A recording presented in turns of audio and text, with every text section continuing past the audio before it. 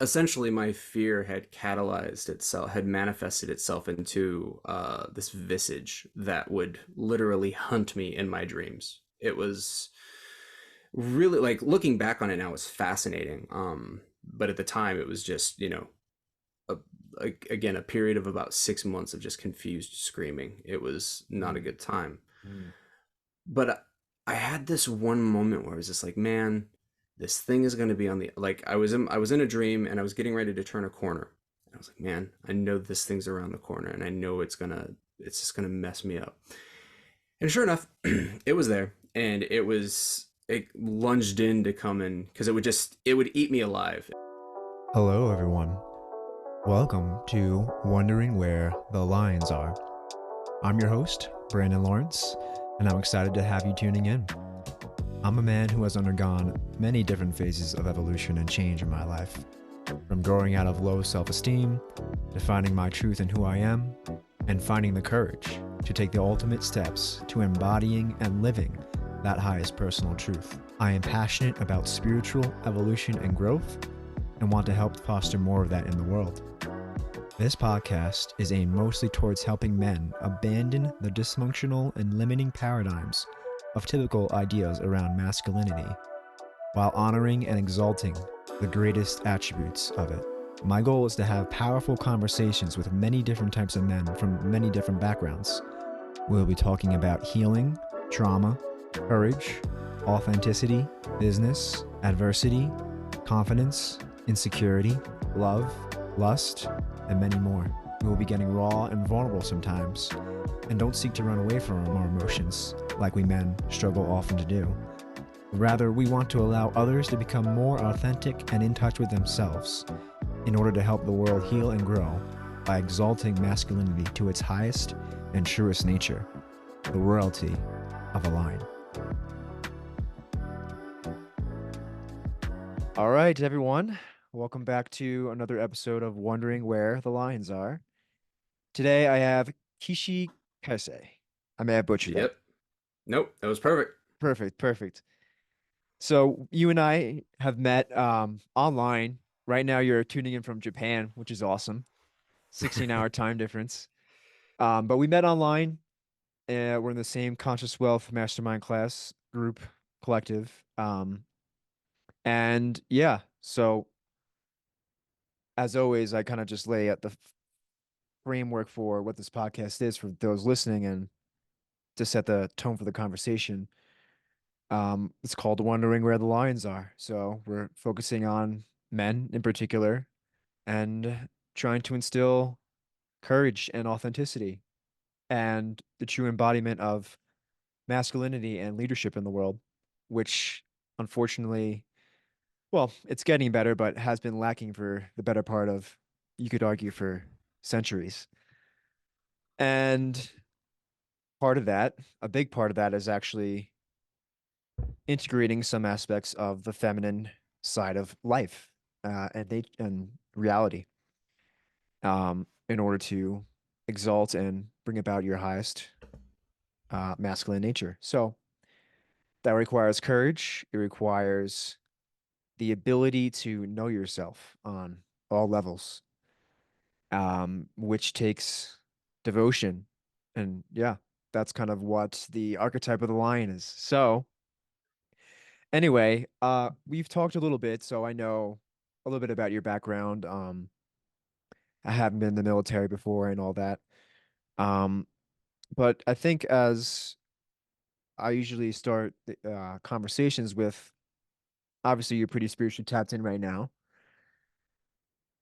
Where did kind of take us through just from whenever you want to start, I guess, in your life, where your seeking began? Was there any kind of catalyst? Was there any kind of struggle?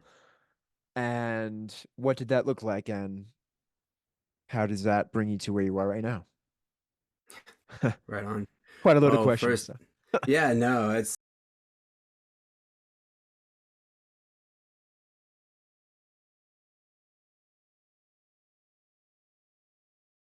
really excited to jump into this conversation.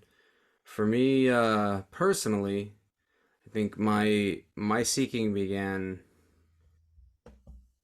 my seeking began at a pretty young age, and I didn't even really understand at the time that I was seeking. It was Mm, more or less just kind of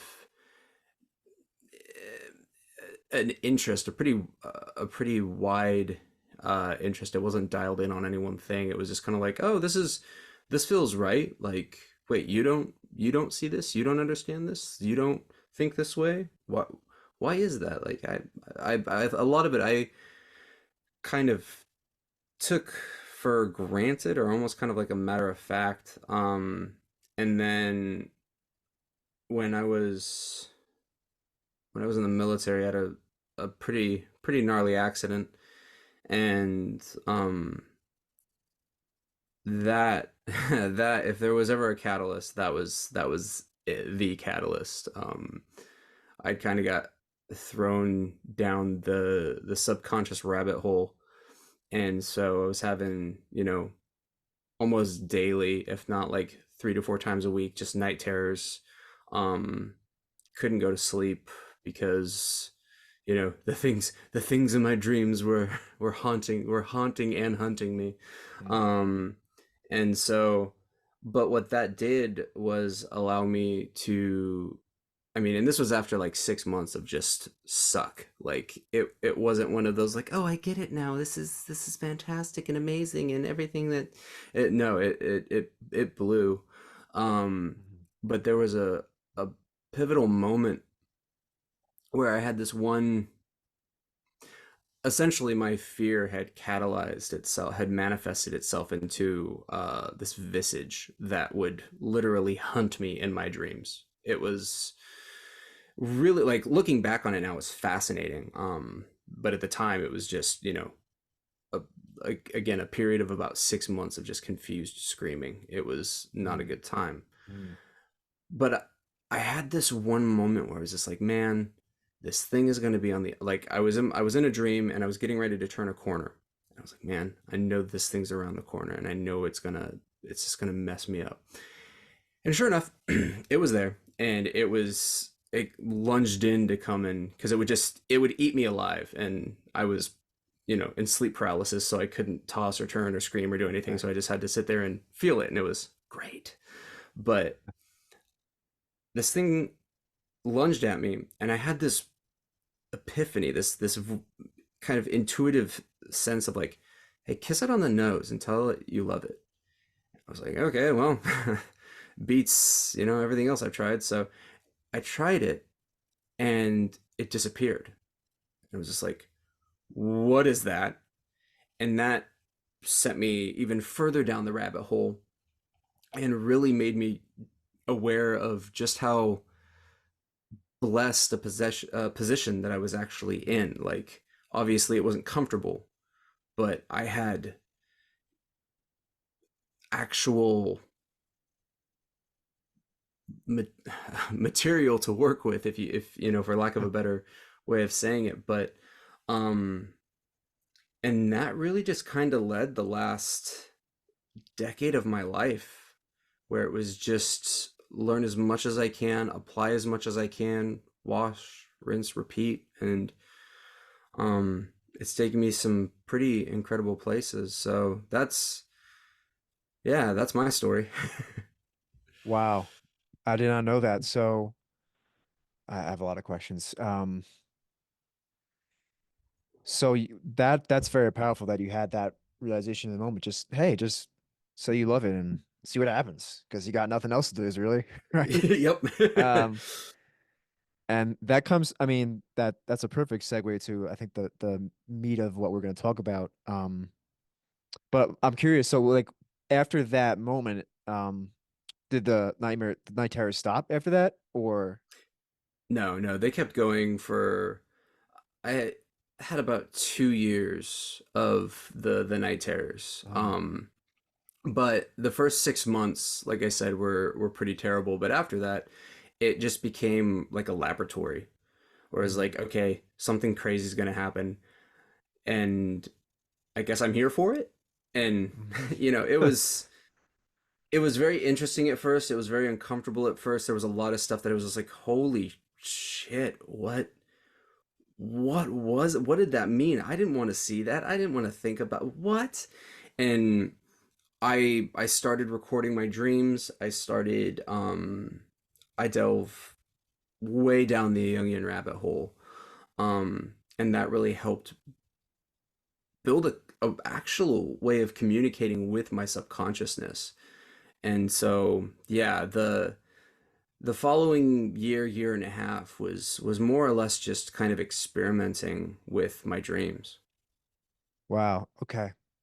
Yeah. When I hear, because I'm trained in the medical field, the classic Western Hmm. field. So when I hear that, I mean, this is like the classic pillar of PTSD from what you're describing me, like the night terrors and all that. Hmm. Um, and so like, yeah, was there, so I mean, yeah, you were journaling your dreams. Okay, that's good. Um, because there's like two aspects of like healing. One is that like feminine aspect of like feeling into it, leaning into it, embracing it, loving it, being Hmm. with it, even though it sucks. And then Hmm. there's also like the masculine kind of unwinding and journaling your dreams. And I'm curious, was there any other things that you did? Was there was there any kind of therapy? Did you talk to anyone at all, like just a friend, or um did what I guess what if no, then okay, we'll move on. But if yes, what was like kind of without getting too much in the weeds, what was kind of like the thing you learned about unwinding that fear and terror? Hmm. Yeah, so there were a handful of different modalities that I kind of either found myself in or I actively pursued. And yeah, so I was seeing a therapist, and there was one very good one that I was speaking with, but unfortunately, because I was still in the military and the my my bosses, if you will, were just, you know, at the time it was very easy to just like write it off as like you guys are garbage human beings, like real winners. Just like your life is so miserable that you you get your kicks, you get your joys at the expense of watching other people legitimately suffer. Like people kill themselves over this shit, and you guys are Yeah. just like poking it with a stick, like stirring the fire. It's like that. Now I can look back on it and be like, no, I mean, they're just really sad human beings. Like they had their own things that they were going through, and but it really, unfortunately, didn't allow for much of the healing modalities that the therapist was really kind of advocating for. Um, Really, what I found, and I didn't know that I was doing it at the time, because I lean, and I mean I still do. I'm getting better at it, but leaning very masculine, and so it's like, oh, I need to know. I like logic, and I need to know what the logical aspects of this thing that I'm dealing with are.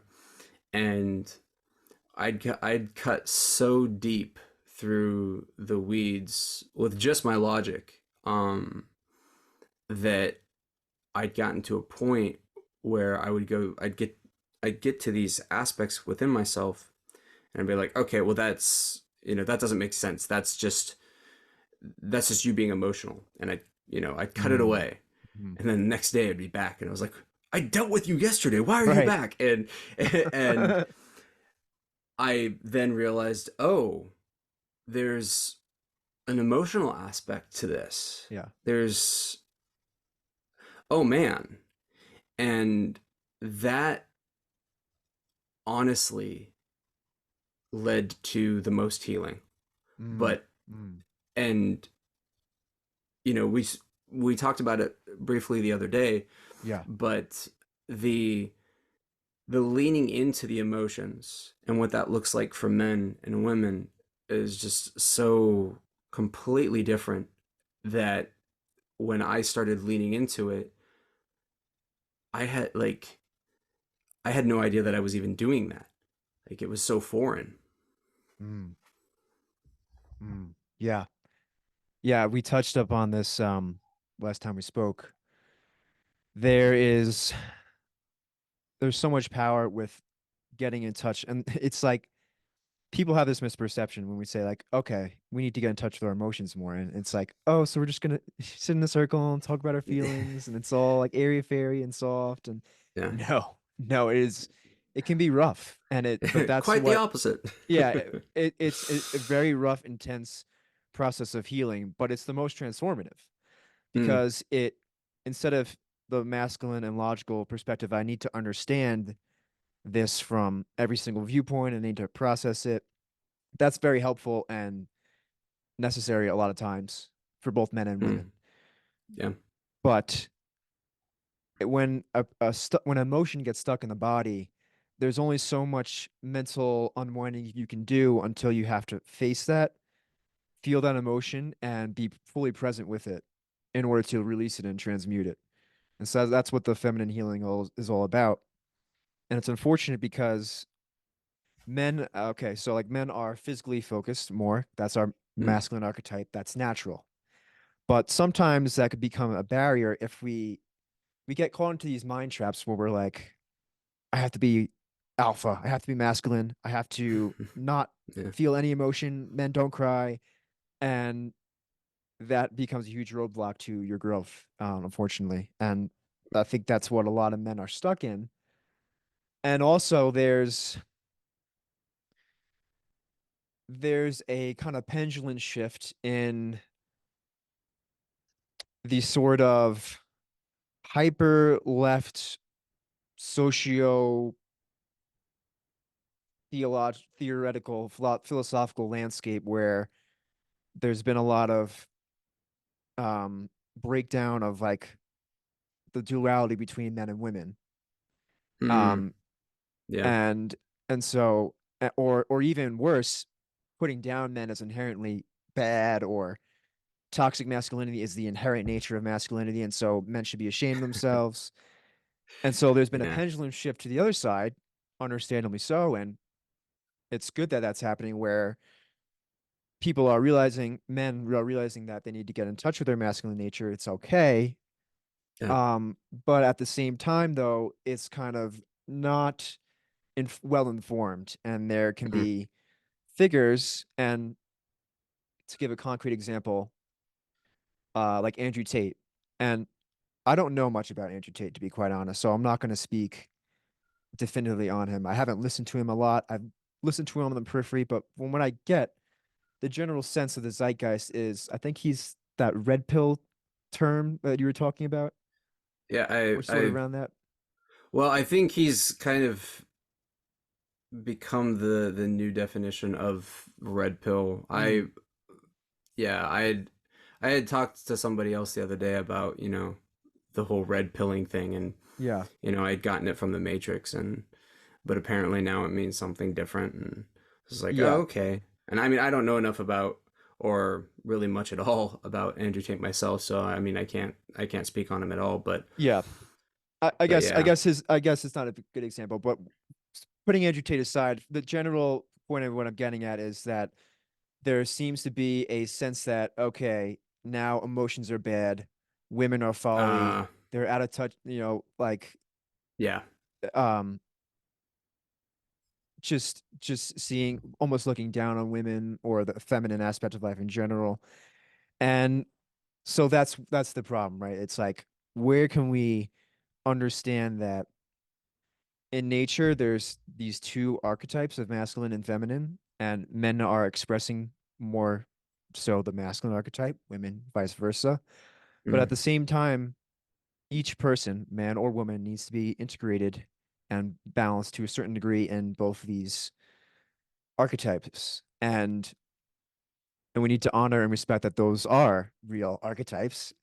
And yeah. so, yeah, I mean, that was a long-winded way of kind of coming back around full circle to getting to the heart of what you were saying is like you were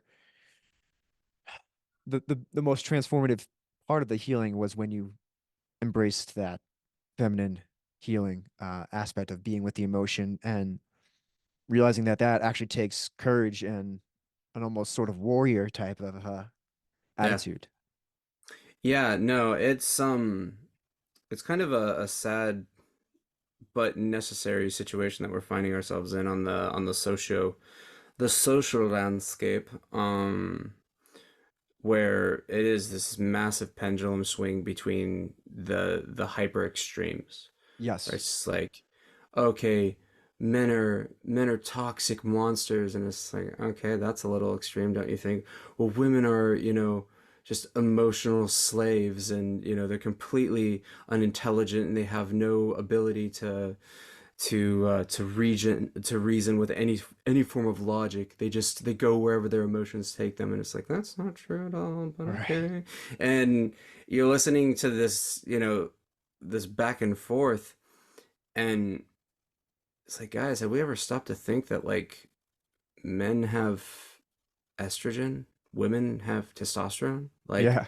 I mean, this is a little, getting kind of more on the macro level of it, but like, we're electromagnetic beings, electro, masculine, magnetic, feminine. I mean, like, you see this on every single wavelength that, we can parse the conversation down to whatever layer you want it to. And, you know, the, the reality is still going to be the same. So, you know, understanding what that looks like for men, broad stroking, of course, and what that looks like for women, broad stroking, again, is so important because the conversation has turned into this massive Yeah. and it's like watching two kids quarrel. For sure, for sure. Yeah, that's great. So I'm just trying to tie it back into your story again. So yeah, you went through that transformation. So what has been coming up for you, I guess, more recently? Um, you left, obviously you're not in the military anymore. Um, what has been your life since then, and how have you been refining? Or I guess a better question, a more targeted question would be, how have you been refining into this understanding of there needs to be this fine-tuned masculine and feminine sort of approach to tackling life as a man, um, because we do need to honor the masculinity, but how do we walk that fine line? What does that look like for you? Yeah, so the the last I'd say the last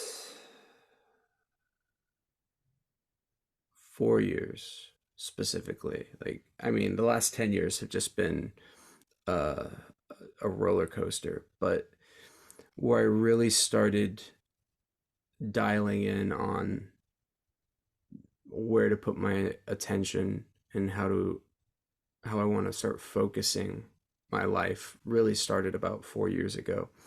And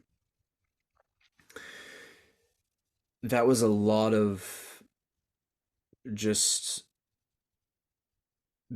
at first, it was becoming ruthlessly cold, like, emotionally. It was just Mm, like, nope, we're done, completely closed off. Like, I mm, had a really bad, um in in yeah, the end of 2018, I had a pretty bad relationship. Well, I had a really long relationship, and then kind of a rebound relationship after that.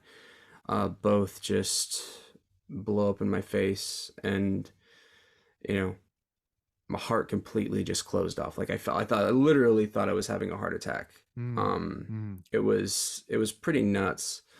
And I realized, the way that I'm acting is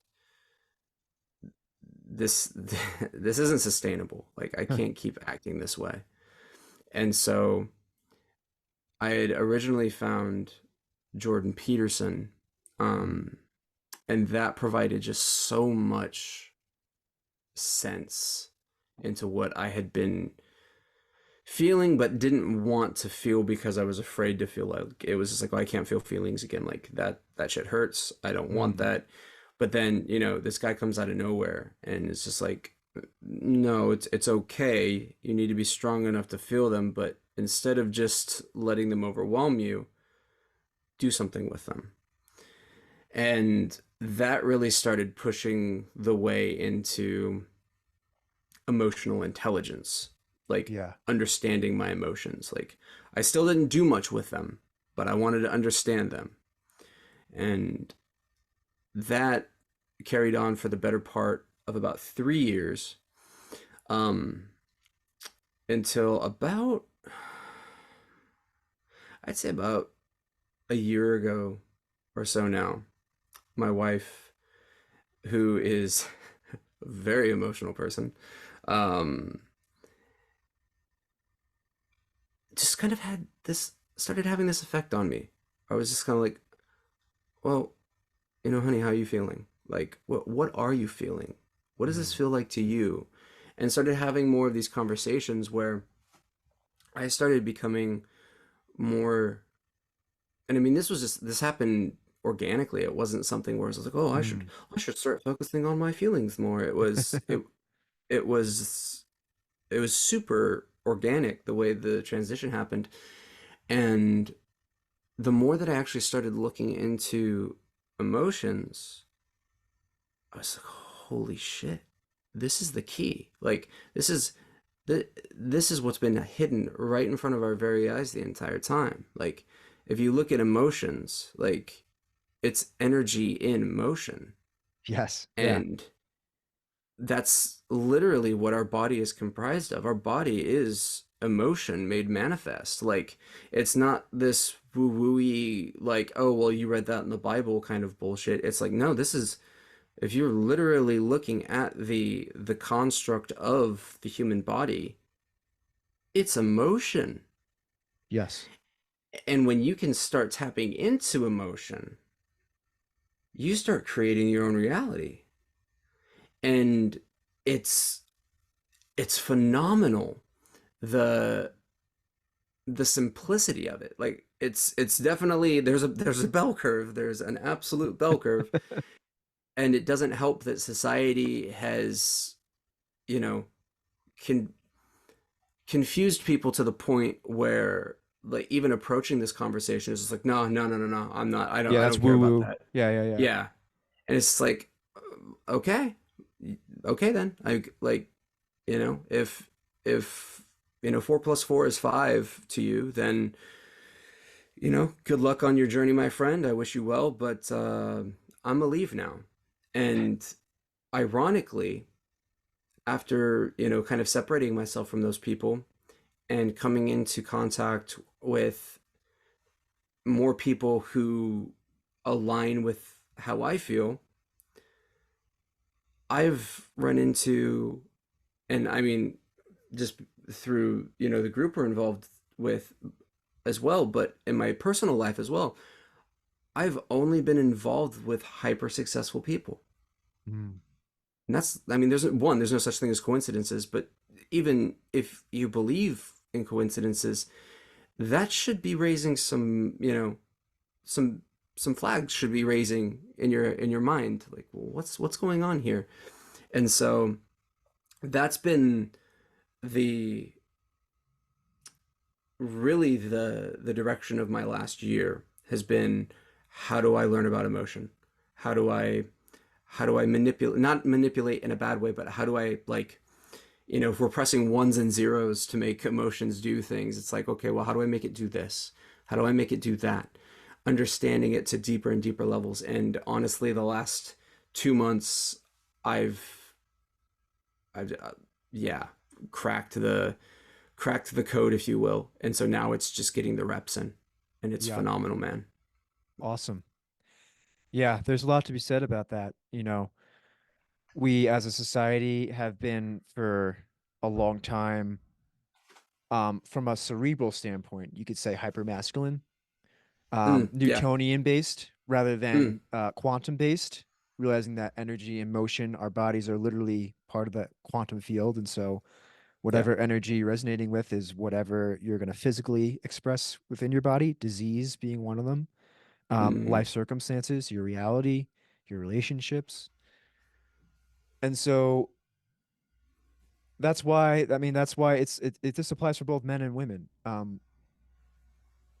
Getting in touch with emotions does not mean you become an emotional uh wreck all of a sudden and you're just like up Yeah. and down. No, it's actually quite it's the opposite. You actually become, yeah, again, the word control is too strong and too I think you said not manipulate, but yeah, it's like You become a catalyst for it. yeah, you stop you begin to realize how much you've just been on autopilot suppressing emotion, and therefore you never even know it's even there until once you start to Absolutely. deal with it, then you can let it come up. And instead of distracting yourself, which a lot of people do, understandably so, there's social media, alcohol, anything. You could distract yourself with anything. Instead of distracting Mm, yourself, okay, I need to sit with this and seek within, get in touch with how my body feels, and figure out what is this signaling to me. What is my body yeah. telling me that I Yeah. am not looking?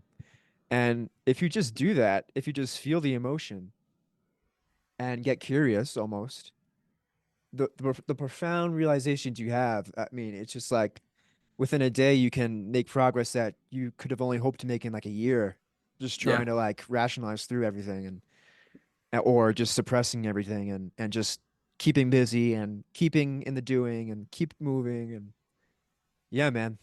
I I'm always amazed at like especially most recently too. I feel like I've been getting more adept at this Mm, by either journaling or going out in nature and meditating more and feeling the emotion, getting in touch with my intuition, getting in touch with how my body feels.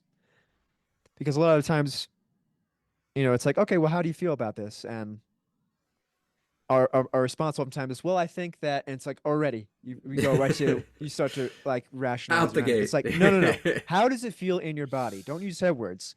What physical sensation in your body is going on right now? Um, that is like a profound shift that really has helped, at least in my journey, and I'm sure you would agree. Yeah, 100%. That it it comes off for a lot of men as just like, well, no, that's I don't even if we get out of those like, oh, that's airy fairy, or oh, that's I'm not into feminine things, or whatever the rationalization going on there is. The moment that you start just feeling, not even articulating. Yeah. And ironically, it's the articulation of it that creates potential for new hurdles. Yep. So even just sitting with it and just, again, just sitting with it in silence and just giving it a, a space to be, a space to hold awareness for it, and you watch it disappear. Like this was one of the this was one of the principles in gateway meditation. Um, so when I was going through a lot of the pain management after my accident, it was based a lot in this like, okay, well, sit with it and just observe it, and the pain would start to dissipate. You start thinking about it as a story, Yeah. and then it comes back. But if you just sit with it and watch it, it goes away. Well, holy shit, what is that? Well, if our bodies, we're made up of what? 75 trillion, is it? Cells? And primarily, water. Water holds memory. And we're sitting here telling these 75 trillion cells a story. Well, now we're creating a feedback loop. But Hmm. again, this is done through emotion. This is emotion. Like telling yourself, "Oh, I need to stop being a bitch. I just need to get up and push through." That's Yeah. emotion. Yeah. That's so it's like, gentlemen, Guilt you're and sitting shame. here There it is. yeah, exactly. And how many men are pushing themselves through life through the lens of guilt and shame because, well, that's what it means to be a man, and it's like, no. No, No. absolutely not. But even then, the conversation is still an emotional one. That's not logic. Yeah. And when you can start being with that stuff, things that would take you a year, 5 years, maybe even a decade, they melt off in a matter of days, maybe even weeks.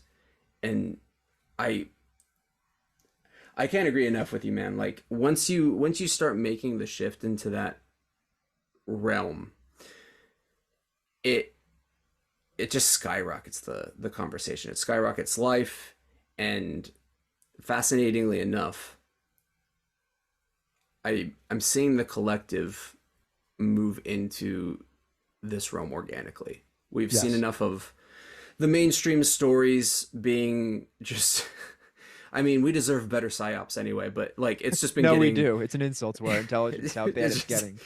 yeah, but that just how bad it's getting is that wake up call for a lot of people of just like, okay, well, if this isn't true, then what is? And it's like, good. Take that curiosity, go inside. Like go Mm. inside yourself and just start looking around. Yep. Yeah, for real. You know, it's we kind of touched on this when we spoke last. In this, I'm finally beginning at just at age like 20. I'll be 29 actually in next week. Nice. So age Congratulations, man. 28. I've come to like a really hard pill to swallow is that a lot of the people, a lot of my friends, like my male friends, um, have not are not like true grown up men. You know, because of this, and myself Mm, included. Like I'm just starting to realize I'm just starting to step into the fullness of a man, I feel like. And I feel like it's because society has no clue what that even is or mm.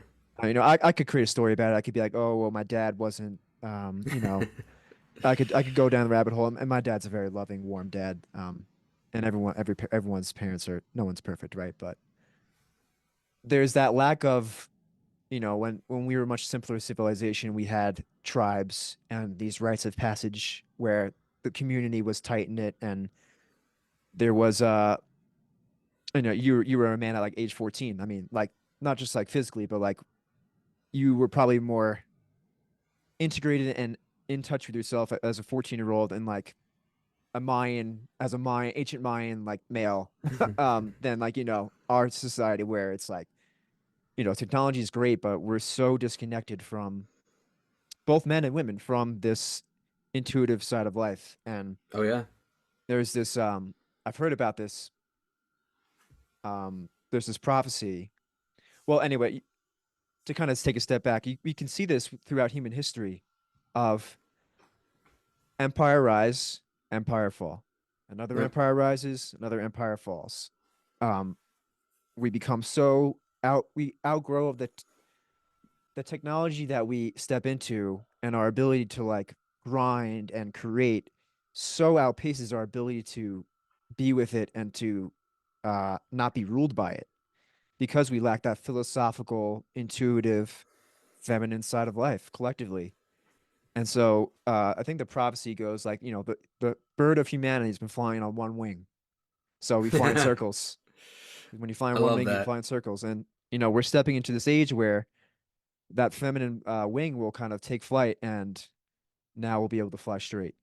And Yeah, we're just seeing the very early stages of it. It's going to pan out over probably a few couple centuries, but it's a beautiful time to be alive for sure. dude.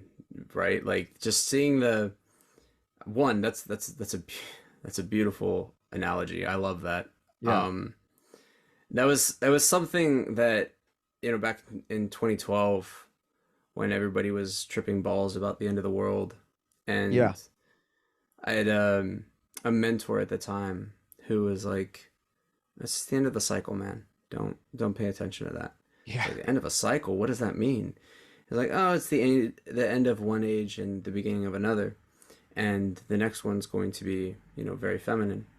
And I mean, even looking at the numbers of it, like 2020, where that's, I mean, you want to talk about a rebalancing, like, and and the feminine is chaos, And so, looking over the last 4 years, but specifically, 2020, 2021, 22, in certain parts, even 23, and there's still shenanigans going on.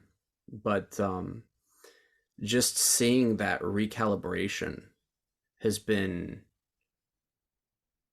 I don't know how to put it into words. Like, literally, what a fucking time to be alive. We are literally watching Yeah. the ego death of humanity. Yeah. For Like, real. as above, so below, so within, so without. Like, if anybody has gone through this shift themselves personally, there's a lot of uncomfortable feelings. There's a lot of outward lashing. There's a lot of just, why? And Yeah. if we look at society as a whole, if we look at humanity on a whole, man, that's ringing a lot of bells on my end. Like, that looks familiar. Um, and so it's just beautiful. But you know, you mentioned something, and I know that this podcast is geared uh for men, but I think it's also appropriate for men to understand that women are getting it just as bad, if not worse, in some aspects. Yeah. And so there there needs to be, I mean, and this is, you're talking about the masculine archetype. That understanding needs to be present. That's what it means to be a man. You Yes. need to be able to hold you need to be able to hold that knowledge and shoulder that burden while helping others through helping yourself. Beautifully said. And that conversation just, it doesn't happen because everyone's just so fucking broke right now. Like, Yeah. there's, you said it beautifully. Realizing that, you're not an adult male, like you're not an adult Yeah. man. And it's really, really important, and I'm sure a lot of people have realized this. That was kind of a pivotal point in my life as well, when I realized, like, adults are just big kids. Yep.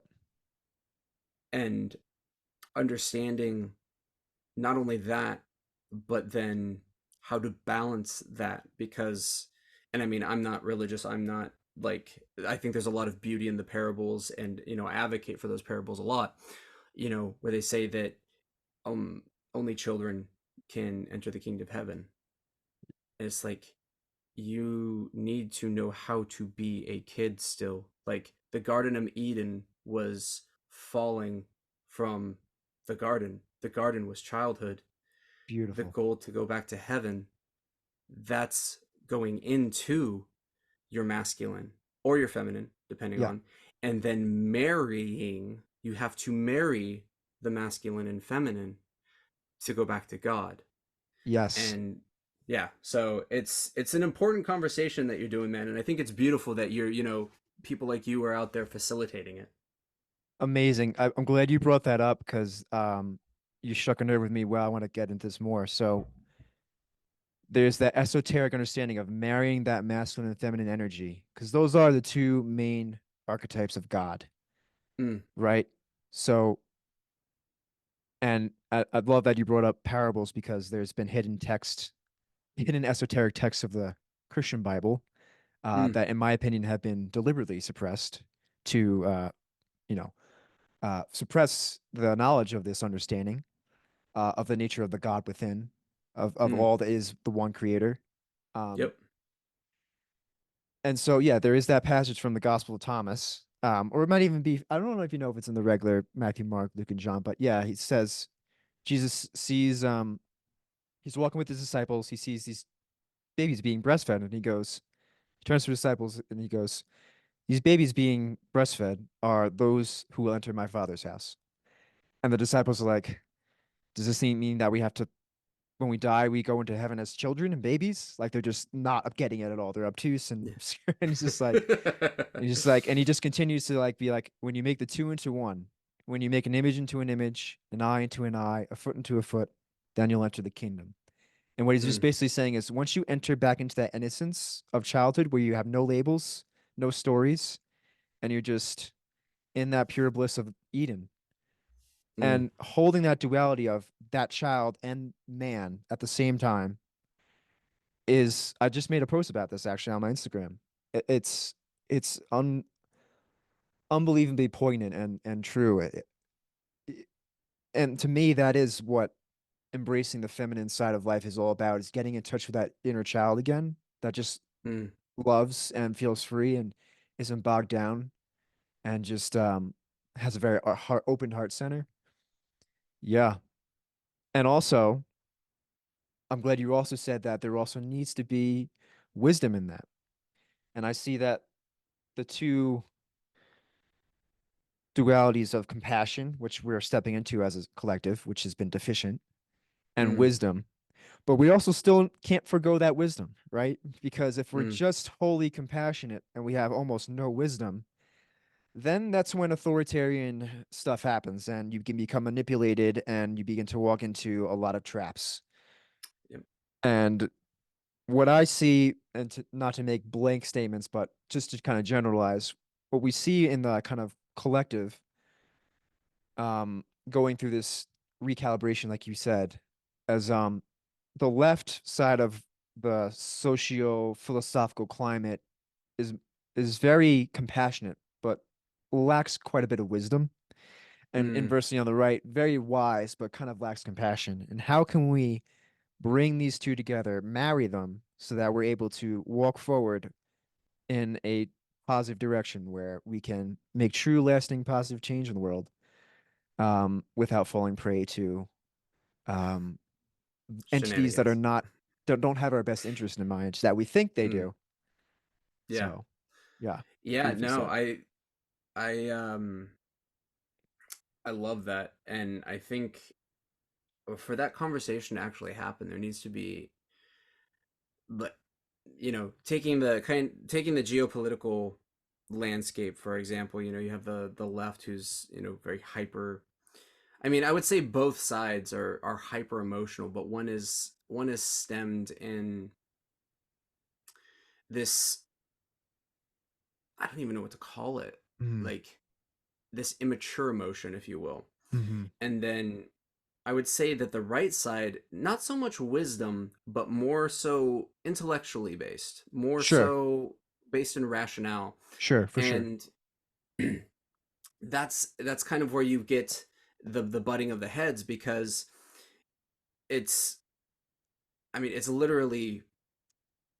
like having a debate in two separate languages and thinking Yes. that you're winning. It's like, what's the old there's an old meme from back in the day. It's like playing chess with the pigeon. It's gonna knock off all the pieces, shit on the board, and fly away thinking it won. It's like, that's literally Literally what what's happens. happening. Because you've got these guys that are speaking emotionally, and it's an emotional loop. It could be broken, it could be logical, it could be whatever, but it's still an emotional loop. And if you're communicating through a rational loop, if you're trying to use logic and reasoning, it's it doesn't compute.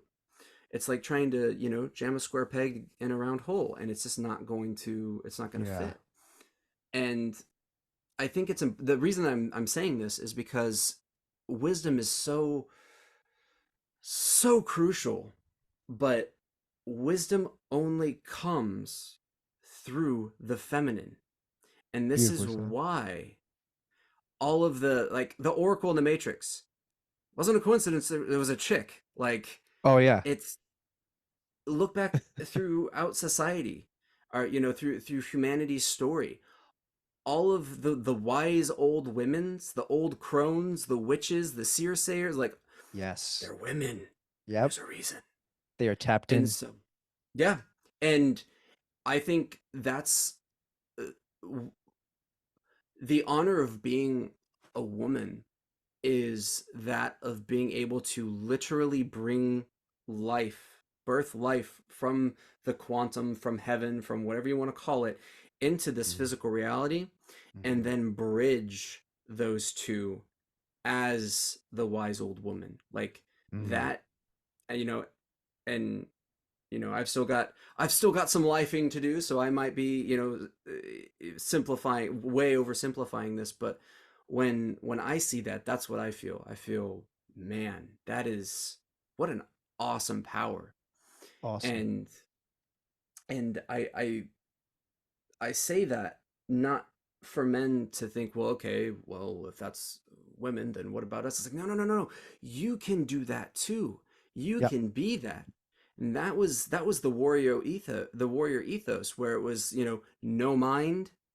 Like the mind was like, no, get rid of the rationale, get rid of the logical programming. When you go to that blank state, all that's left is to feel. But then what do you feel?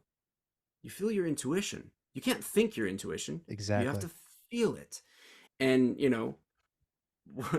warriors like Musashi, or, um, the Spartans, or, I mean, really just any, even in still in the military, like that that programming that happens, it's an emotional one. 100%. I agree with you wholeheartedly on that. Um, there is compassion comes first, and this ties back into we can talk about the whole ancient wisdom of the seven chakras. It's talked about in the Law of One. I don't know if you're familiar with that text. I have not read it. I want to so bad. You would I've love it. every single Oh dude, every single time I hear something from it, I'm just like, "Oh my God, that's such a gem."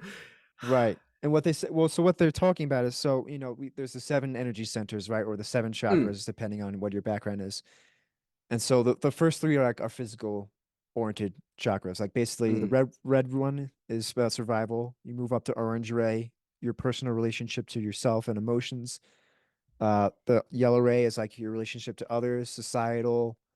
And then there's the green ray, which is the heart. mm, And that comes before the blue ray, wisdom. So mm, at the center of your development is compassion and universal love. And yes, they are both important, but if you can only have one, well, you need both, but the most important one, the one that comes first, you could say, the one that comes first, for, you said it beautifully, is that compassion, and of universal love at the heart of it, the innocence of childhood, the Eden. Um, I was gonna say it's a lot more. I kind of got lost on a tangent there because you said a lot of beautiful thing, and yeah, about women too, of like they literally bring life into this realm, and so that it's not to be like, oh, well, then men are just nothing. It's like, no, you can be that too. And it's actually a great honor to be that masculine archetype. If you think about the sun and the moon and the sun and the earth, Mother Earth is that which brings life, and the sun is devoted mm. to enabling and potentiating as much as possible that ability to create life with its direct power. And Yep. so that's what I feel like when I tap into like the inner nature of like a lion would be a true exalted masculine archetype is that which seeks to take that diamond in the rough, so to speak, that pearl of great price, which is the feminine nature, and incorporate it Mm, within, and then protect it and yeah. do everything in its power and strength to guard it with great reverence, whether that's Yeah. within yourself or your external relationship with your wife, your partner, whatever. Yep. I Yeah, mean, if you're on that path, you'll find that it's in doing both, like yeah, the one within you and the one without you. Um, yeah, it, the beginning of the conversation you had mentioned, like, men not knowing, well, what does it mean to be a man? It's like, well, we can look to nature for this. And I love the example you gave. The sun literally giving to earth. Like, that's I mean, that's a beautiful example right there. yeah, But if we look at, masculine energy as a yes, positive charge, and feminine energy being the negative charge, I mean, look at a circuit board. It's like, if there's not a positive being given, then the negative can't receive it and complete the loop. You know, with I mean, this is a little uh not dated, but, getting a little, it's not cliche. I can't remember the word for it, but anyway, like if you're looking kind of like in the olden times, where, men worked, women stayed at home, um, there there was and there is a homeostasis to that. And what that is that the men provide the material for the women to create. Mm-hmm. You Mm-hmm. know, what's it's I've seen something floating around the socials where it's like, men will give women a house and they'll turn it into a home. They'll give them food, Mm-hmm. they'll turn it into a meal. They'll give them sperm, they'll give them back a baby. It's like Mm-hmm. that's literally that is the loop that men and women create together. And it's not to say that those roles can't be reversed necessarily. I mean, the biological ones withstanding, Right. but Right. the Got it's like, man, you'll to be very clear on whew. that. Yeah. Well, I mean, it's kind of sad that I have to be clear on that, but yes, I guess I should. Um, that as long as there is somebody who's facilitating those relationships within, again, the the environment, then it's going to work. But Yeah. if you have, you know, a hypermasculine man with a, you know, masculine woman, there's going to be some tension. If you have a feminized man with a over not even overly, but just a feminine woman, there's going to be some tension. And so there's these dynamics that we can start to look into to not only understand how relationships work, but again, getting back on the conversation of like, okay, well, what does it mean to be a man? It's like, well, if that's something that you feel called to do, if you are really wondering how to embody that, provide, give, hold a space for, like that's what it meant to be the protector. Like you you went out, you took a space, and then the women came in and they turned that into a community. Like it's again, it's always a transmutation of something into something else. Yeah. Beautifully said. Doesn't have to. Yeah, like you said, with there can be a balancing act where sometimes the roles get reversed temporarily in certain scenarios. But yeah, I like the word homeostasis that he used. I think that's a very accurate way to look at it. And a circuit board too is also a nice analogy of just, yeah, there will be tension if there's not tension, I guess you could say, between Yeah. that potential difference. You know. So yeah, I mean, this is such a great conversation to have. I mean, getting in touch as a man with the feminine aspects while still realizing that that will help with your masculinity has been like the greatest the deepest thing that I continue to deepen into, and it never ceases to challenge me and amaze me.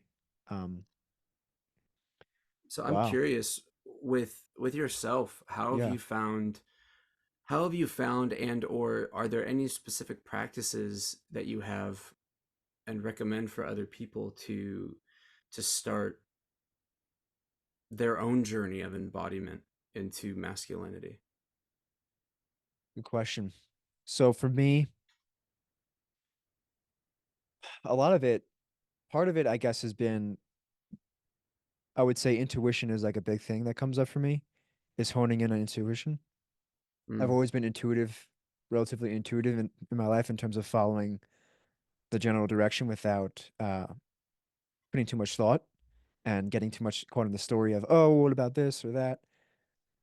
So learning to even hone into that and tap into that has been what I've been refining. And so I kind of alluded to that before, is emotional intelligence, and how you do that is kind of getting more in touch with your body, like your actual physical body and how it feels. So when you're doing, whether it's you're doing a meditation or a mindfulness practice, or you're just doing throughout the day, checking in. I've learned this from an intuitive kind of psychic that I've taken some of her classes. She talks about getting just clear on what is the felt sense in your body in the moment. So, like we kind of talked about this earlier, it's not about like, oh, I feel tired. Okay, well that's like a story. How do Mm, you feel tired? Is it heaviness in your eyes? Is it a tightness in your jaw? Getting clear on that, getting in touch with your body is actually getting in touch with the stuck emotion in your body. mm, Um, and that's helped me when you do that enough, it's helped me realize that when things want to come up and bubble to the surface, instead of my default, like just distracting myself, I literally cannot distract myself because it's like an itch that cannot be scratched and I go, okay, I have to actually deal with this and sit with this. And so a more concrete example is recently, and we talked about this, is grief came up for me a lot this past mm, month. And not grief in the sense of like a death of a loved one, but more so grief of how much I've been growing, how much I've changed my life by moving out here to Colorado and leaving my full-time job, doing a bunch of different things in pursuit of financial freedom and all that it takes, and the different people that I'm meeting and the relationships that I've let go. And there's almost like a heaviness to stepping into a man, I guess you could say, and the kind of grief of losing that parts of that boy. Not losing it completely because you need to have that little boy, right? But it's like, mm, no, not, I haven't been honoring that part of me that just wants attention. That old life, there was friends that I kind of like just kind of fell by the wayside since I moved that I really loved dearly and cared much for and still do to this day. Um, Part of that was an old relationship with a woman that I still very much love. It's mutually it just didn't work out, and it's funny because on my day to day, I go through seasons where I won't think about her and I'll think about her a lot, but for the most part, I'm just doing my own thing and I don't necessarily think about her. And it's like she used to be so important to me back then. Like she used to mm, be all I would think about. And so it's like that coming to the reckoning of that loss and that's never going to be the same has been what I've been needing to sit with as I've been evolving and growing. And so I've just been going out into nature literally and just going off the beaten path in the woods and mm, like you said before, sitting with it, quieting the mind, not getting a story, and feeling compassion for myself for for feeling these feelings of grief and almost like I am being that loving parent, that loving mother almost to myself, just offering mm, myself compassion and love and receiving that feminine energy from the zeitgeist, the universe, from God, and healing myself through that. That has been super powerful, and that is what I've been stepping into most recently is crying, just allowing mm, myself to cry and mm. allowing Yeah, those tears to wash over you. And in that release, the emotion fades away and you're able to, okay, move on again. yeah. No, dude, beautiful, beautiful, beautiful. There's one thing that I heard that I just want to speak to, Yes. where, you're caring for that child within you, almost like a loving father. And I Yeah. think that's a lot of people get disconnected. They associate that compassion with mothers, with motherhood, and it's like no, no, no, no, no, no. That is definitely and absolutely needs to be within the realm of the father as well. Yep. And that's what it means again to be a man, is having actualized those capacities. And it's important to understand that just because we take on a new capacity, just because we wear a new hat, doesn't mean that the old one goes away. Right. It's just it's the ego, right? Like if we think of the ego as a mask that tells a certain story, how you want to be seen, etc., etc. Well, we can take that mask off and put another one on as well. And it doesn't mean that the old mask has gone away. It Yeah. just means that that's not how we're acting right now. And that could be for a variety of reasons. I mean, it's not appropriate for a 28-year-old man to act like a 5-year-old boy. That's Well, that's regression. That's the maladaptive when you actually suppress it and then it just forces yeah. itself to the surface in an unhealthy way. Yeah, for Oh sure. yeah. Yeah. And again, think about what we're seeing with a lot of, the quote unquote soy boys, where, you're seeing this, calling masculinity or femininity toxic is the most cognitively invalid thing I've heard in a long time. But Yeah. if we were to put an actual name to that, it would be the immature masculine or the feminine masculine. Like if you really wanted to Hmm. like have some, bastardized, just almost chimera of something, it would be the masculine feminine. Um or the masculine feminine or the feminine masculine. Yeah. um that's not embodied in a healthy way. Yeah. And so when we can step into these roles, kind of like, in the commercial sense, where it's kind of like, okay, cool, well, I'm putting on my creditor hat, oh, I'm putting on my debtor hat, Yeah. I'm taking that off now, understanding how, the trust relationship works within that paradigm, and then moving inward with the emotions, with the stories, with the archetypes, with all of these different things that we're supposed to be and supposedly embodying, and really strengthening those relationships within ourselves.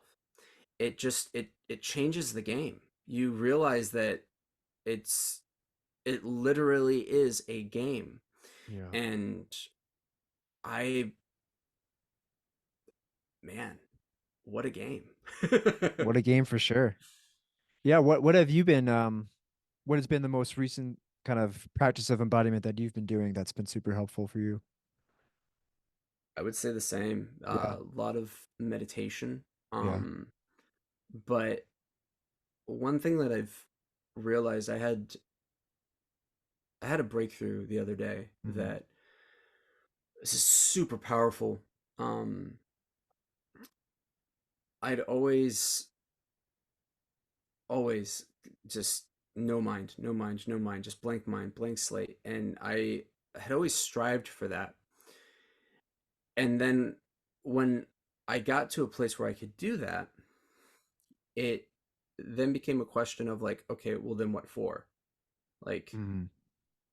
what am I what am I doing here? Like, this is this is literally the definition of spiritual bypassing. Like, I could Yeah, I've been there. I could go on a walk for, 20 minutes and stay in a meditative state, and that would be more productive than me sitting on a cushion in the middle of my living room going home. Yeah. So what am I doing here? And so I stepped away from meditation for I don't even know how long now. Mm. Probably the better part of a year. A Wow. long, maybe 6 months. It it's been a while though. Um,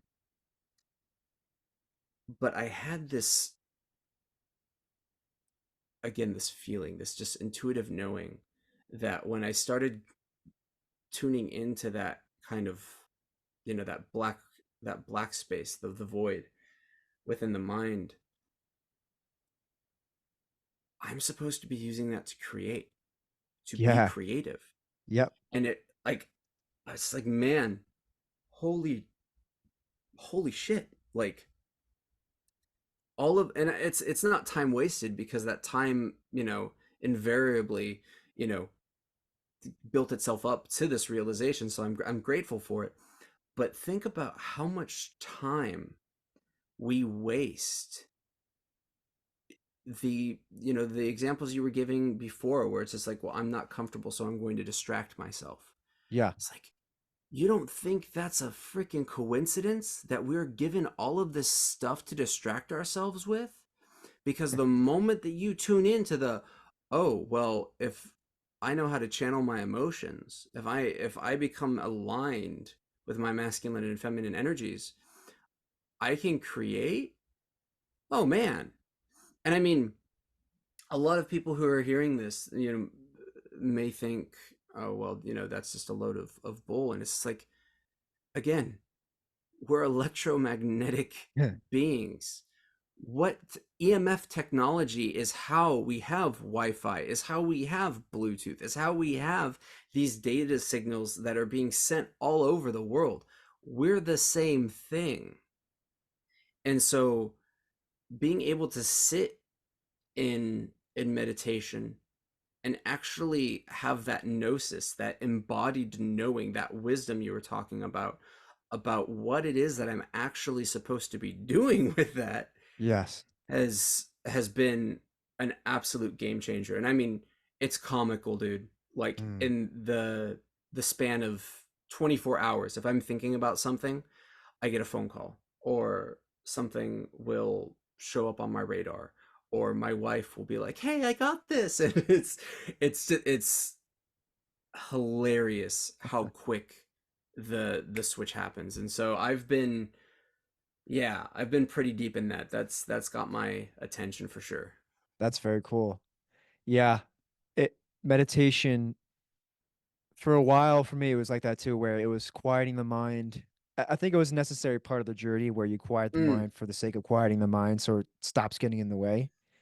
Um, and you're able to tap into that void. But then, okay, now use that void. Use the mm, insight that you're getting with to actively co-create with the universe. And then, like you said, all of a sudden synchronicities start happening, things just fall into place like magic. And it's like, yes, when you're able to make the two into one, as Jesus said yep. in the Gnostic Gospels, then you could say you're dangerous, so to speak, to the powers that be, if you want to Yeah. take that perspective. Yeah. Um, yeah, No, for sure. 100%. Yep. That's that's exactly that's exactly why we have all of these distractions. And Yeah, it it could be easy for somebody to try and write it off and be like, oh no, no, no, no, no. And I'm not saying it to fearmonger either. It's right. just, it's important to have that understanding of why do we, like, why is this a thing, and what is it designed to do. And when we look at these distractions, they're all free. And if something is free, you're the product. Hmm. And that statement, it it rings true to this day. It is one of the old truths that do not change. If something is free, you are the product. Hmm. Well, what are they? What are you producing? Attention, energy, emotion. Siphoning it. Yeah. Yeah. Well, and it's funny. There was an old.